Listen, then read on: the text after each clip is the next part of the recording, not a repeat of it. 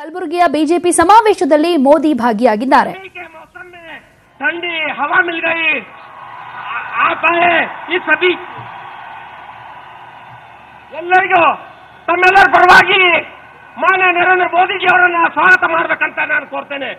ಈ ಭಾಗದ ಆರಾಧ್ಯ ದೇವರ ಆಶೀರ್ವಾದವನ್ನು ಕೊಟ್ಟು ಮಾನ್ಯ ನರೇಂದ್ರ ಮೋದಿಜಿ ಅವರಿಗೆ ಸ್ವಾಗತ ಮಾಡಬೇಕಂತ ಅನ್ನುವಂತ ವಿನಂತಿ ಮಾಡ್ಕೋತೇನೆ.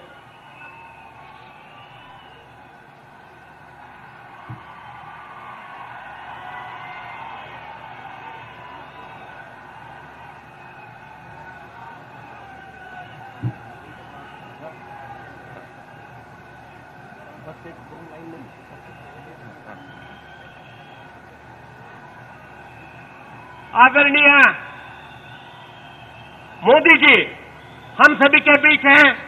आज इस हैदराबाद कर्नाटका कल्याण कर्नाटका के सभी नागरिक सभी कार्यकर्ताओं की ओर से मैं दो लफ्ज कहते हुए उन्हें स्वागत करता हूं. मोदी जी आप आए, हार को जीत की एक दुआ मिल गई. तप्त गर्मी के इस मौसम में ठंडी हवा मिल गई. आप आए, हम सभी के चाहते नेता आदरणीय श्री मोदी जी, यूं लगा जैसे तकलीफ में कुछ दवा मिल गई. ನಾನು ಮೋದಿಜಿ ಅವರನ್ನ ತಮ್ಮೆಲ್ಲರನ್ನ ಉದ್ದೇಶಿಸಿ ಮಾತಾಡಲಿಕ್ಕೆ ಕೋರ್ತೇನೆ.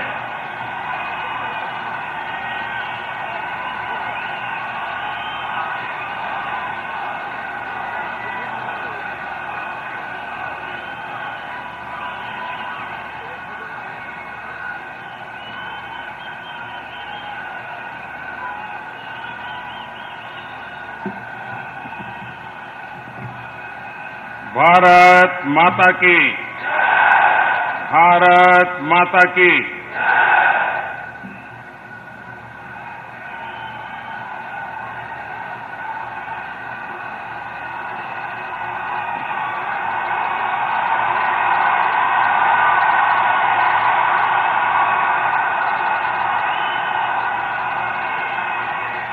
ಕಲ್ಯಾಣ ಕರ್ನಾಟಕದ ನನ್ನ ಪ್ರೀತಿಯ ಸಹೋದರಿಯರೇ, ನಿಮಗೆ ಶರಣು ಶರಣಾರ್ಥಿಗಳು. ರಾಷ್ಟ್ರ ಕೊಟ್ಟರು ಆಳಿದನೇ ಸಂತ ಬಸವಣ್ಣವರು ನಡೆದಾಡಿ ಪುಣ್ಯಭೂಮಿ, ಮಿತಾಕ್ಷರ ಗ್ರಂಥ ಬರೆದ ಸಂತ ವಿಜ್ಞಾನೇಶ್ವರರ ನಾಡು, ಸ್ವಾತಂತ್ರ್ಯ ಸೇನಾನಿ ರಾಜ ವೆಂಕಟಪ್ಪ ನಾಯಕರ ಹೋರಾಟದ ಭೂಮಿ, ಅನೇಕ ಮಹಾಪುರುಷರು ಈ ಪುಣ್ಯ ಭೂಮಿಗೆ ನಾನು ನಮನ್ ಸಲ್ಲಿಸುತ್ತೇನೆ. ಇಷ್ಟು ವಿಶಾಲ ಸಭೆಗೆ ಬಂದಿರುವ ನಿಮಗೆ ನನ್ನ ಕೋಟಿ ಕೋಟಿ ನಮಸ್ಕಾರಗಳು.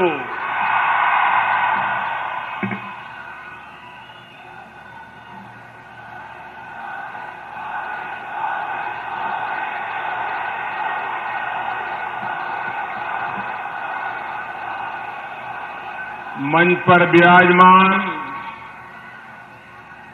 भारतीय जनता पार्टी के सभी वरिष्ठ महानुभाव, इस चुनाव में भारतीय जनता पार्टी के सभी उम्मीदवार और विशाल संख्या में पधारे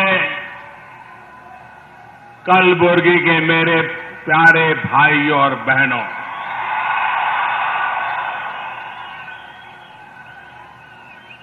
ये सभा का रूप देख करके लग रहा है कि आपको इस मई महीने की गर्मी तो सहन करनी है, लेकिन आप कांग्रेस की सरकार को सहन नहीं करनी है. ये आपका मिजाज दिखाई दे रहा है. भाइयों बहनों,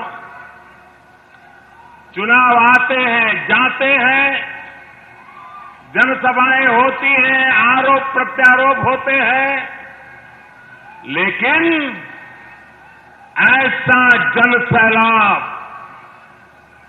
ऐसा जुस्सा, सरकार को बदलने का ऐसा संकल्प आमतौर पर नहीं दिखाई देता है जो इस बार कर्नाटक में चारों तरफ दिखाई दे रहा है।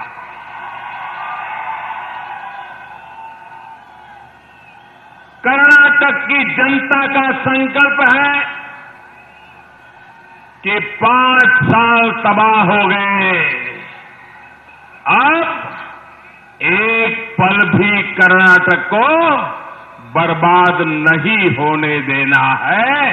और इसलिए भाइयों बहनों, आज देश में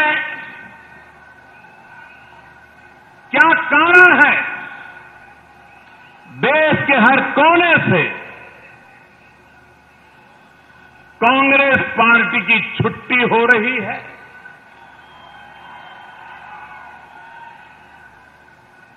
कहीं पर नजर कीजिए, पिछले 4 साल में देश के हर कोने में कांग्रेस पार्टी को पराजय का मुंह देखना पड़ा है। आजादी के बाद पहली बार देश की जनता को देशव्यापी एक विकल्प के रूप में भारतीय जनता पार्टी के प्रति एक नई आस्था, नया उमंग, नया विश्वास पैदा हुआ है। भाइयों बहनों, ये चुनाव हमारे इस क्षेत्र में कौन विधायक बने, कौन न बने, कौन पार्टी जीते, कौन पार्टी हारे, किसकी सरकार बने, किसकी सरकार न बने, इस छोटे से काम के लिए चुनाव नहीं है। ये चुनाव तो कर्नाटक के नौजवानों का भविष्य तय करने के लिए है। कर्नाटक के किसानों का भाग्य बदलने के लिए है। कर्नाटक की माताओं बहनों को सुरक्षा और सम्मान देने के लिए चुनाव है। यहां के नौजवानों को उनके हक का, अधिकार का जो मिलना चाहिए वो मिलने के लिए चुनाव है। और इसलिए मेरे भाइयों बहनों, 12 मई को मतदान करें तो सिर्फ और सिर्फ कर्नाटक के उज्जवल भविष्य को ही ध्यान में रख करके कमल के निशान पर बटन दबाइए। मैं आपको विश्वास दिलाता हूं, दिल्ली सरकार,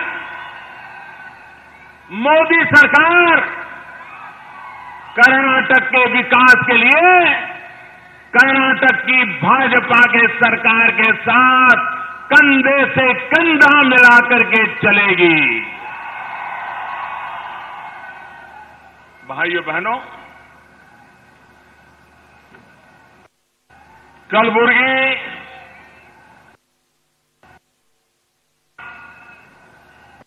अखंडता के लिए जीवन खपाने वाले सरदार वल्लभ भाई पटेल का कलबुर्गी के साथ एक विशेष रिश्ता रहा है। ये सरदार वल्लभ भाई पटेल थे जिन्होंने इस कलबुर्गी को लोकतांत्रिक भारत का हिस्सा बनाया।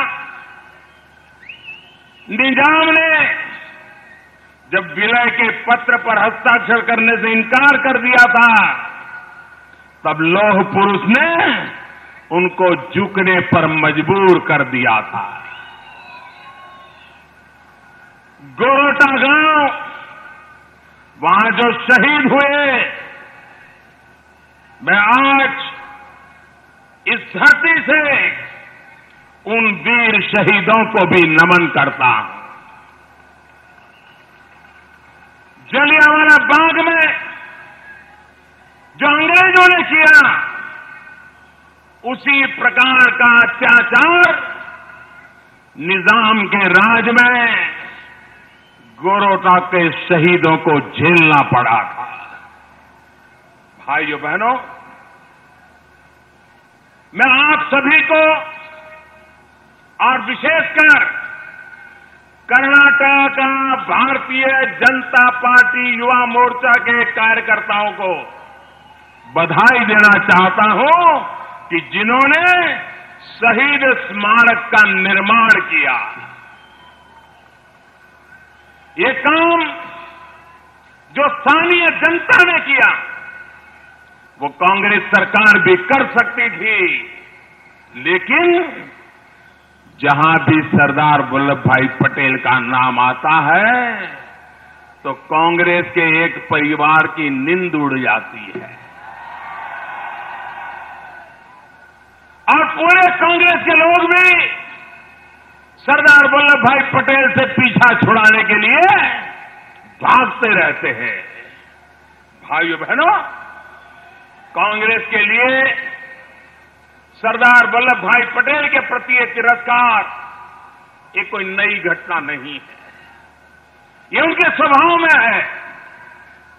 भाइयों बहनों, कांग्रेस के स्वभाव में ये भी है, सिर्फ सरदार वल्लभ भाई नहीं, देश के अन्य वीर शहीद नहीं, ये कांग्रेस पार्टी तो शहीदों और देशभक्तों का, उनको नीचा दिखाना, उनको भुला देना, उनको अपमानित करना,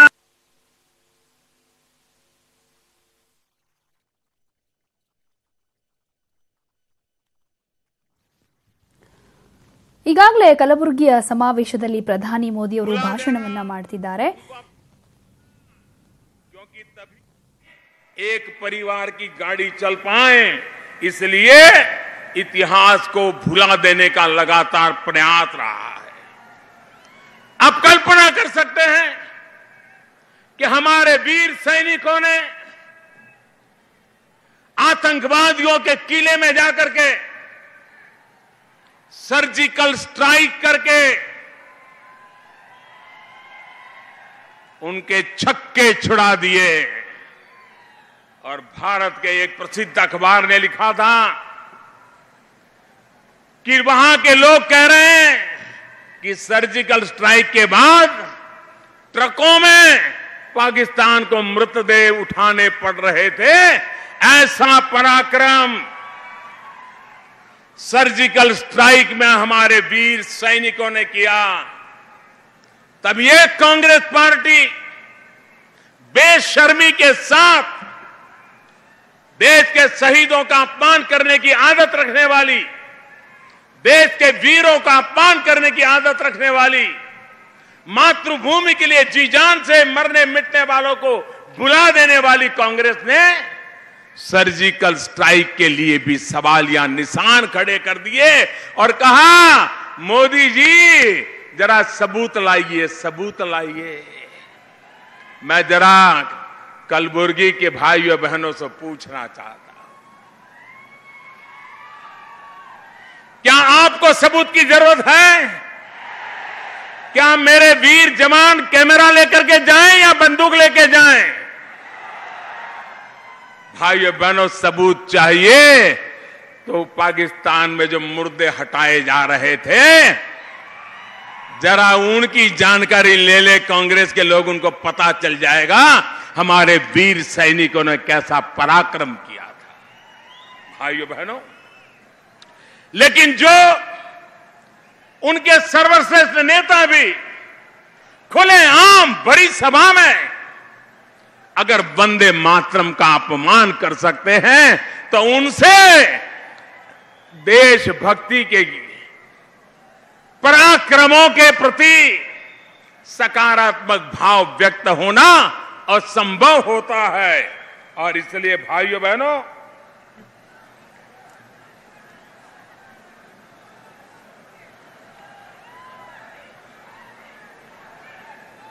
और इसलिए भाइयों बहनों, आजादी के इन दीवानों के प्रति और हमारे कर्नाटक में भी इस कांग्रेस पार्टी का सेना के साथ कैसा नाता रहा है, ये हमारे कर्नाटक के भाइयों से ज्यादा कौन जानता है। फील्ड मार्शल करियप्पा और जनरल थिमैया पूरे विश्व में सेना नायकों के रूप में जिनका नाम था, पूरा हिंदुस्तान जिनका नाम लेते ही गर्व अनुभव करता है, आज भी उनका स्मरण करते हुए हमारी हिंदुस्तान की सेना के जवान मर मिटने के लिए निकल पड़ते हैं। लेकिन फील्ड मार्शल करियप्पा हो, जनरल थिमैया जी हो, उनके प्रति कांग्रेस सरकारों का क्या रवैया रहा था, किस प्रकार से उनको अपमानित किया गया था, ये इतिहास भली भांति आपको बताता है। 1948 में पाकिस्तान से युद्ध जीता फील्ड मार्शल जनरल थिमैया जी के नेतृत्व में, लेकिन उस पराक्रम के बाद कश्मीर को बचाने वाले जनरल थिमैया का उस समय के प्रधानमंत्री नेहरू और उस समय के रक्षा मंत्री कृष्णा मेनन ने बार बार अपमान किया था, और इसी के कारण जनरल थिमैया को अपने पद से सम्मान के खातिर इस्तीफा देना पड़ा था। मैं कर्नाटक की नई पीढ़ी को बताना चाहता हूं, ये कांग्रेस का रवैया देश के सेना के मुखिया के प्रति रहा है, कर्नाटक के वीर पुत्र के प्रति रहा है। फील्ड मार्शल करियप्पा 1962 भारत और चीन की घटना आज भी इतिहास की तवारीखों में दर्ज है, और उनके साथ फील्ड मार्शल करियप्पा जी के साथ क्या व्यवहार किया गया। इतना ही नहीं, सर्जिकल स्ट्राइक के बाद हमारे वर्तमान सेना नायक, उनको कांग्रेस के एक वरिष्ठ नेता, उन्होंने यहां तक कह दिया कि ये तो गुंडे हैं, गुंडे। भाइयों बहनों,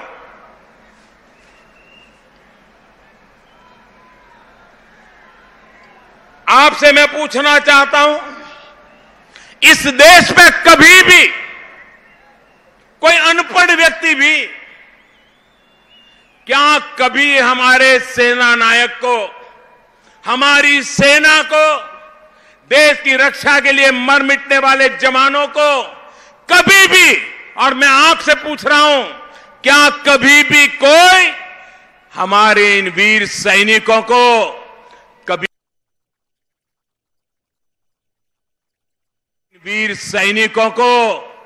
कभी गुंडा कहने का पाप कर सकते हैं क्या? कर सकते हैं क्या? क्या कांग्रेस ने सेना को गुंडा कहने वाले लोगों को माफी मांगवाने के लिए मजबूर किया क्या? क्या कांग्रेस पार्टी से उनको निकाला क्या? क्या कांग्रेस पार्टी उनको रक्षण दे रही है कि नहीं दे रही है? मंच पर बिठा करके उनको शोभायमान कर रही है कि नहीं कर रही है? भाइयों बहनों, जय जवान जय किसान, ये मंत्र हिंदुस्तान की सेना, हिंदुस्तान के किसान को ताकत देता रहा। जवानों के साथ लगातार क्या करते रहे हैं, उसके इतिहास में मैं और ज्यादा जाना नहीं चाहता, लेकिन मेरा किसान भाइयों बहनों, ये हमारा क्षेत्र जो दाल पैदा करने वाला क्षेत्र है। कलबुर्गी को तुर दाल का खलिहान, या कन्नड़ा में तोगारी कनाजा, ये तोगारी कनाजा भी कहा जाता है। यहां के किसानों की मेहनत आज हिंदुस्तान भर में गुलबर्ग तुरदाल एक ब्रांडेड नेम बन गया है और पूरे कर्नाटक में जितनी तूर दाल होती है उसकी आधी तूर दाल यहीं के मेरे किसानों के परिश्रम से पैदा होती है। भाइयों बहनों, इस वर्ष कलबुर्गी में फिर दाल का रिकॉर्ड उत्पादन हुआ है। निश्चित तौर पर केंद्र सरकार की योजनाओं का लाभ यहां के किसानों ने उठाया है। केंद्र सरकार ने राष्ट्रीय खाद्य सुरक्षा मिशन के लक्ष्यों को उत्पादन के साथ जोड़ा है और उसके नतीजे भी मिल रहे हैं। ज्यादा से ज्यादा किसान दाल का उत्पादन करें, उन्हें दाल के सही दाम मिले, खरीद केंद्रों की स्थापना हो, इस पर भारत सरकार लगातार ध्यान दे रही है। केंद्र सरकार दाल उत्पादन पर रोड मैप बना करके देश में आगे बढ़ रही है, लेकिन ये कर्नाटका की कांग्रेस सरकार दाल के किसानों के प्रति रत्ती भर भी संवेदनशील नहीं है। मुझे बताया गया कि भारत सरकार ने एमएसपी तो तय किया, लेकिन उस एमएसपी का फायदा किसान अभी भी इंतजार कर रहा है। ऐसी कैसी सरकार चलाई कि भारत सरकार की इतनी बड़ी योजना का फायदा भी तूर दाल पैदा करने वाले मेरे कलबुर्गी के किसानों को ये सरकार पहुंचा नहीं पाई। भाइयों बहनों, ऐसी सरकार वादे करने के बावजूद भी आगे आपको कुछ नहीं दे पाएगी। और इसलिए मैं आपसे आग्रह करता हूं, यूपी में तो अभी अभी हमारी सरकार बनी। यूपी में पहले की सरकारों में एमएसपी के गीत गाने की आदत थी, लेकिन किसानों को एमएसपी का फायदा मिले ऐसी कोई व्यवस्था नहीं थी।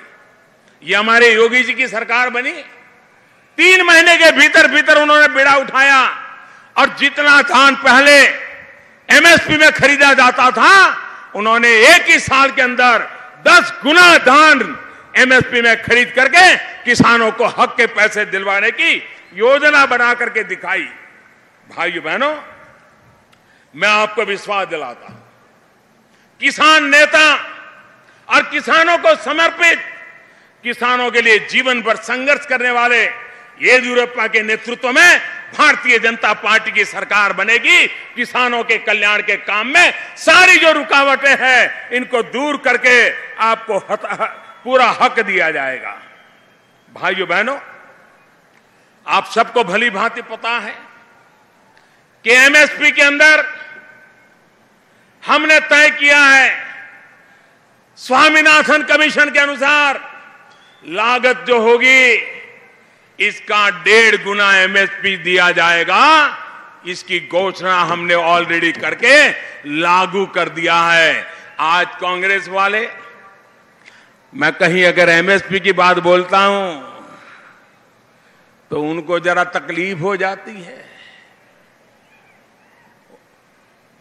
मैं जरा उनको पूछना चाहता हूं, अनेक वर्षों तक ये स्वामीनाथन कमीशन के रिपोर्ट को अलमारी में चढ़ा देने का पाप आपकी कांग्रेस की सरकार ने किया था। हमने तो इसको बाहर निकाल करके लागू करने का काम किया है। कम से कम सच नहीं बोल पाओगे, मैं जानता हूं, लेकिन चुप तो रह पाओगे। अरे इतना तो सीखो। भाइयों बहनों,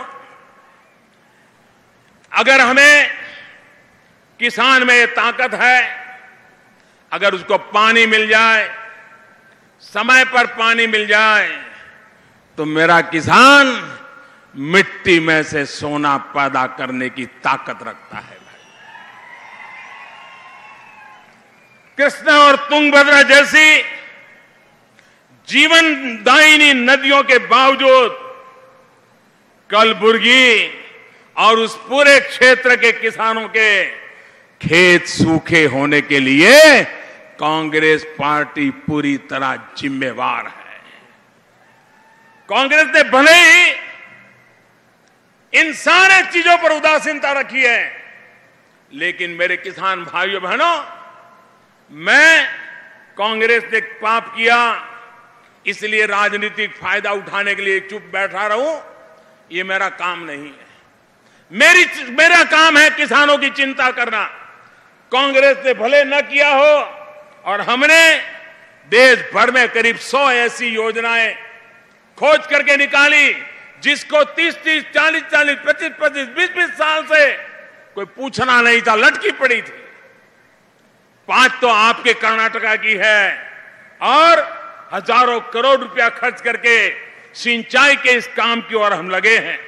और 4000 करोड़ रुपए के खर्च से ये जो हम प्रोजेक्ट आपके यहां लागू कर रहे हैं, जिसमें से 1 तो पूर्ण हो चुका है, 4 भी बहुत जल्द पूर्ण होने वाले हैं, और उसका फायदा बीदर, बेलगावी, यादगीर, बीजापुर, हावेरी, कलबुर्गी, इन सभी क्षेत्रों को इसका फायदा मिलने वाला है।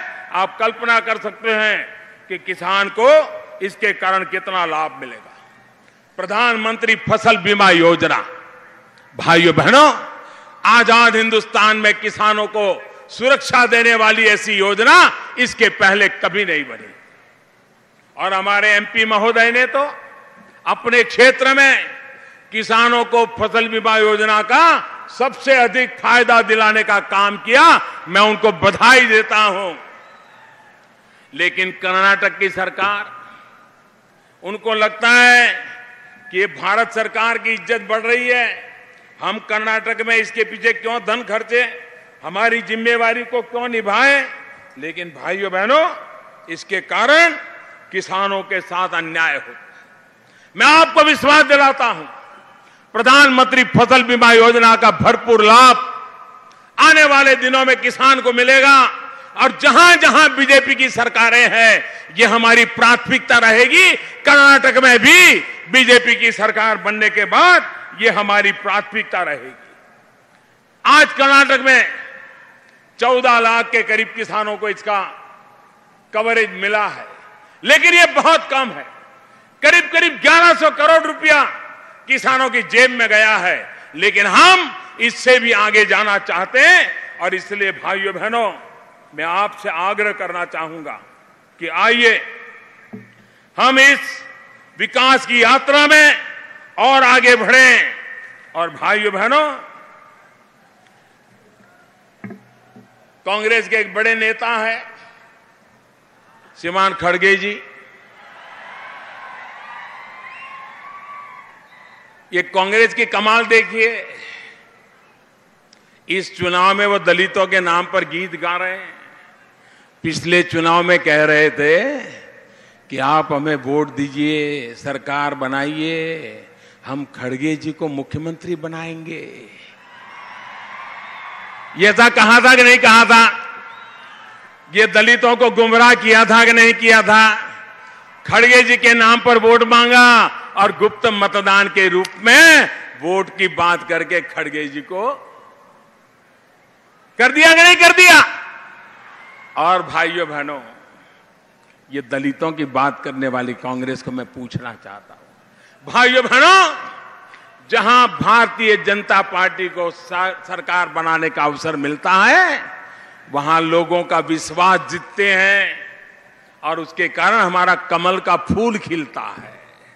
लेकिन जहां जहां कांग्रेस को अवसर मिलता है, वहां सिर्फ और सिर्फ कुछ परिवार ही फलते फूलते हैं।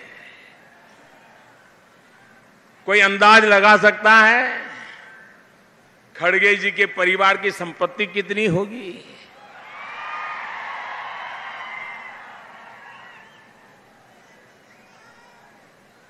भाइयों बहनों, क्या ये दलितों का विकास हुआ? अरे इतना ही नहीं भाइयों बहनों, दलितों पर जो अत्याचार की घटनाएं कर्नाटका में हुई है, वो किसी से छिपी हुई नहीं है। यहां पड़ोस में बीदर में दलित बेटी के साथ क्या हुआ था, ये सोशल मीडिया में आज भी पड़ा हुआ है। और दिल्ली में कैंडल मार्च निकालने वाले मैं कांग्रेस के लोगों से पूछ रहा हूं, जब बीजल में दलित बेटी पर इतना अत्याचार हुआ तो ये तुम्हारी कैंडल लाइटें कहां खो गई थी, तुम्हारे नेता कहां खो गए? भाइयों बहनों, SC ST के कानून को हमारी सरकार बनने के बाद 2015 में हमने मजबूत बनाया। छोटी छोटी बातों में भी सामाजिक भेदभाव, अनाप शनाप भाषा का प्रयोग, समाज के कुछ वर्गों को पीड़ित करने का प्रयास किसी भी समाज को शोभा नहीं देता। और इसलिए शेड्यूल कास्ट, शेड्यूल ट्राइब के लोगों को सम्मानपूर्वक जीने के लिए हमने कानून को और मजबूत बनाया। और इतना ही नहीं, हम पूरे देश में ये न्याय दिलाने के लिए हम कोर्ट का पूरा मजबूत जाल, डेडिकेटेड कोर्ट का मजबूत जाल ये भी बनाने की दिशा में आगे बढ़ रहे हैं, ताकि समाज में भेदभाव की स्थिति न बने, ऊंच नीच की वातावरण न बने, मान अपमान के किस्से न बने, और सब लोग साथ रह करके जीने की दिशा में आगे बढ़े। उस दिशा में हम प्रयास कर रहे हैं। भाइयों बहनों, हम वो सरकार है जो आदिवासियों के कल्याण से जुड़ी हुई सरकार है। इस देश के आदिवासियों ने आजादी के जंग में बहुत बड़ा योगदान दिया था, लेकिन एक परिवार का भला करने के उत्साह में, एक ही परिवार को साष्टांग प्रणाम करने की आदत रखने वाली कांग्रेस ने 70 साल में देश के इतिहास को कुचल दिया, सामान्य मानवीय के पराक्रमों को कुचल दिया।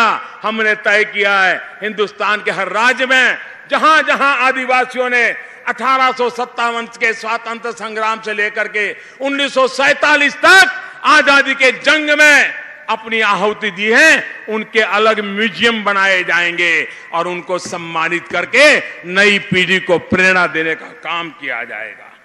भाइयों बहनों, हमने एक बड़ा महत्वपूर्ण कानून बनाया। हमारे देश में ज्यादातर खनिज उस इलाकों में है जहां हमारी आदिवासी बस्ती रहती है, समाज के पिछड़े वर्ग के लोग रहते हैं। हमने बनाया और हमने तय किया है कि इस खनिज में से जो पैदावार होगी उसका एक निश्चित हिस्सा उसी इलाके के आदिवासियों और विस्तार के विकास के लिए खर्च करना पड़ेगा। और भाइयों बहनों, उसका लाभ आज कर्नाटक में भी कई क्षेत्रों को मिलना चाहिए, लेकिन सरकार ऐसी सोई पड़ी है, रुपये तो ले लेती है लेकिन खर्च करने की योजना नहीं बना रही है। ये इनका आदिवासियों के प्रति ये रुझाव है। भाइयों बहनों, उज्ज्वला योजना हमारे देश में